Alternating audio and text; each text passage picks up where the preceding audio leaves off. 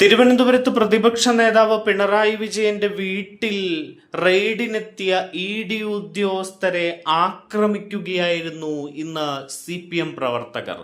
വ്യാപക അക്രമമാണ് തലസ്ഥാനത്തുടനീളം ഇന്ന് CPM നടത്തിയത്.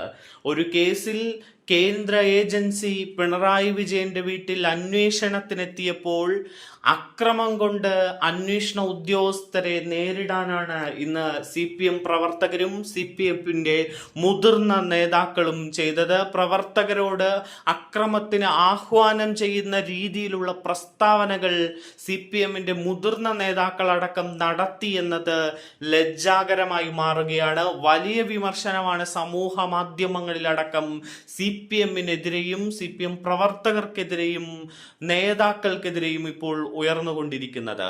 എന്തായാലും ഇ.ഡി. ഉദ്യോഗസ്ഥരെ ആക്രമിച്ച പ്രതികളെ തൂക്കിയെടുക്കാൻ തന്നെ പോലീസ് രംഗത്തിറങ്ങിയിരിക്കുകയാണ്. പോലീസിനെ കൊണ്ട് അതിന് കഴിഞ്ഞില്ല എങ്കിൽ കേന്ദ്ര ഏജൻസി തന്നെ നേരിട്ട് കേരളത്തിൽ ഇറങ്ങും, CPM പ്രവർത്തകരെ തൂക്കിയെടുക്കുമെന്ന ചില വിവരങ്ങൾ പുറത്തേക്ക് വരികയാണ്.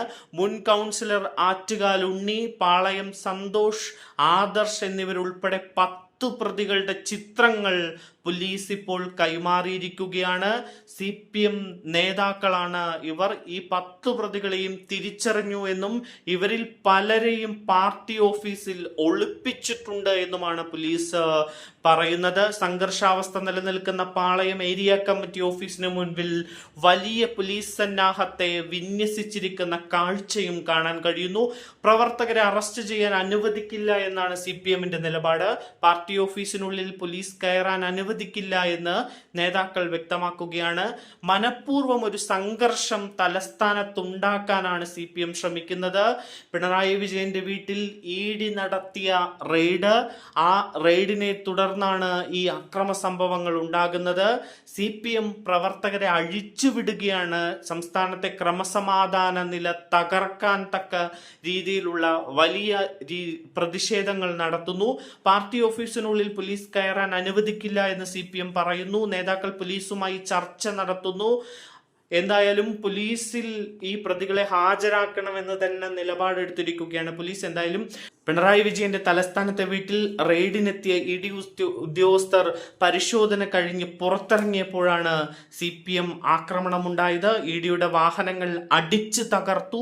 ഇഷ്ടികയും വടികളും ഉപയോഗിച്ചായിരുന്നു ആക്രമണം. അതിക്രമത്തിൽ ഇ.ഡി വാഹനത്തിന്റെ ഡ്രൈവർക്ക് കണ്ണിന് പരിക്കേറ്റിട്ടുണ്ട്. ഇദ്ദേഹത്തെ മെഡിക്കൽ കോളേജിലേക്ക് മാറ്റിയിരിക്കുകയാണ്. നാടകീയ സംഭവങ്ങളാണ് ഇന്ന് തലസ്ഥാനത്ത് നടന്നത്.